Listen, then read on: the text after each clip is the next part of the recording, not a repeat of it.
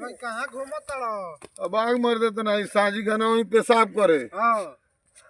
खाना खाओ के घर में से निकल हुई आप पेशाब करे हमी अब कुआ में हम बिला गेल बनी साझी खान से ये बेरल अभी हमर केनिवान ज्यादा नहीं खे मिलत इतना कुआ पर गेल बा रात भर रही गंजी पर ठंडे पर रही कमी राती अखन घर में से निकल हुई 8 बजे और ओकरी बाद कहीं कि संत पेशाब के घर में भाग जाता नहीं तब से इतना कर पहुंचे तो रात भर घूमल बनी यही गंजी पर अभी ले घर के पता नहीं है हमरा।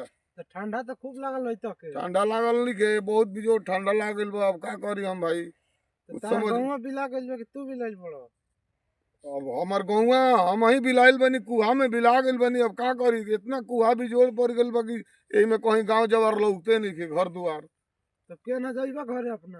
अब बतावो लो रास्ता कौन होखे तो हम निकल जाई अपना घरे ठंडा लागल बा बहुत बिजोड़ हमरा। ठंडा लागल बता रहा तो तू तो जाकिट पहनला बड़ा कानून होगा तड़ा हम हमार लागल नहीं कि बताइबो कि जइबो जैसे ढेर बेहोश बड़ा का हम ना बता हम जाते नहीं ना बताइबो तब का करी अब कहने हम जाए हैं।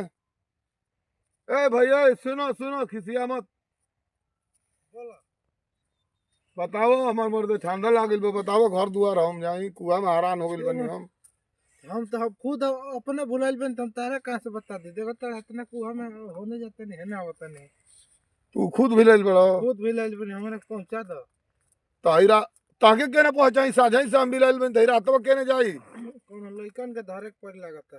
ए बाबू ए सुनबो सुनबो है ना कहाँ आइल बड़ा घर केने बा हमनी के के पुकी आइला हो तो चलो बाबू घर तन दिखा देता चलबो।